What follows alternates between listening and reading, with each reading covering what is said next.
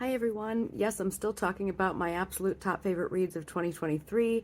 This one is The Wishing Game by Meg Shaffer. Let's get into it. So I saw one review about this book where the reviewer said they didn't know if this book was for children or for middle-aged women who were active readers as kids. And I laughed because that's pretty apt. I don't think this book is for kids, but it does kind of have that feel. It is a bit schmaltzy. I'm not gonna lie, but at least for me personally, it ticked all the boxes. It's about an avid love of reading. Check. It features a mysterious author and a mysterious and amazing setting. Check. It has well-developed characters that I want to be friends with. Check. It has puzzles and riddles. I mean, double check. It has a very sweet romance. Check.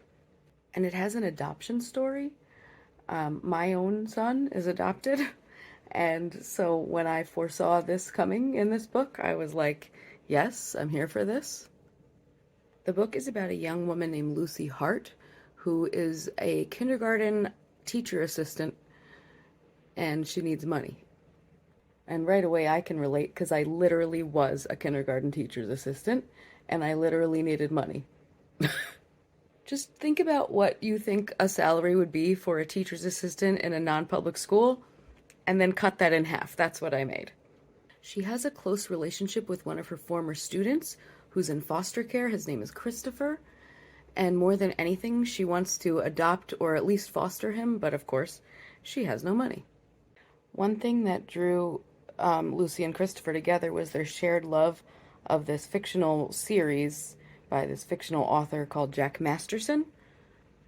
It's called the Clock Island series, and it's about lonely or troubled children that run away to this mysterious Clock Island.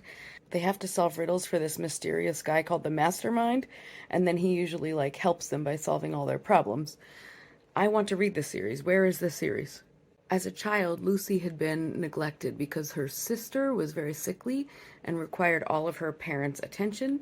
So there was a time at one point where she actually ran away and found her way to Clock Island and Jack Masterson and tried to get him to adopt her.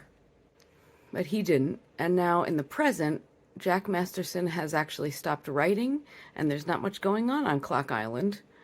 But then suddenly he decides to have this competition where 4 lucky competitors will get chosen to compete to win the only copy of a new novel that he's currently working on. It's giving Wonka, yes. So Lucy wins a spot, obviously, and when she gets there, she realizes that all 4 competitors were once runaways that had run to Jack for help. Lucy is determined to win the competition because she obviously needs the money to adopt Christopher, which she intends to get by selling the book. I hope it's not to Mr. Slugworth. The only other person on the island is, besides the very fatherly Jack Masterson, is Hugo Reese, who is Jack's longtime illustrator, who's about as checked out as a person can get.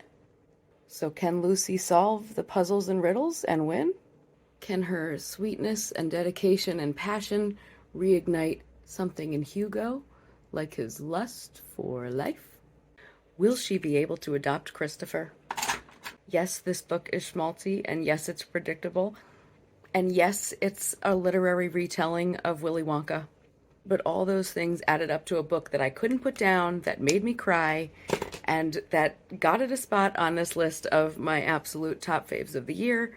So I recommend checking it out. And this is the look. I hope that you enjoyed this, and I'll see you next time.